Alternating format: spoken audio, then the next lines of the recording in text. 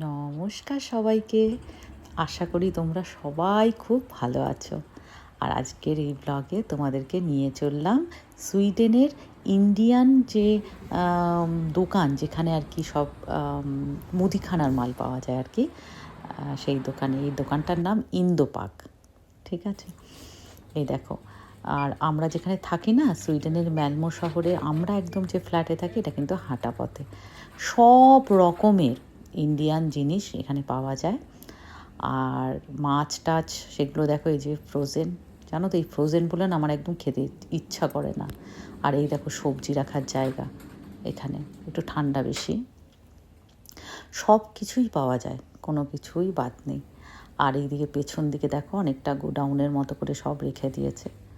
আর সব থেকে আসল ব্যাপার এই মিষ্টির জায়গাটা। লাড্ডুটা খুব সুন্দর করে, অন্যান্য মিষ্টি অতটা আমার ভালো লাগে না। আর কালো জামের মতো একটা মিষ্টি করে, সেটাও খুব ভালো লাগে। আর এই যে ঘি আছে নানান রকমের, আর সর্ষের তেল আছে, খুব সুন্দর। এই জায়গাটায় কিন্তু ল্যাম্ব, চিকেন, নানান রকম মাংস বিক্রি হয়। আচ্ছা, জিনিসপত্র তো কিনে নিয়ে আসলাম। এবার আমি পরের যে শর্ট বা ব্লগ আছে, মিনি ব্লগ, তাতে তোমাদেরকে দামগুলো একটু জানাবো। তোমরা তাহলে বুঝতে পারবে যে কীরকম দাম হয় আর কি এখানে জিনিসপত্রের। আর চলো, টাটা।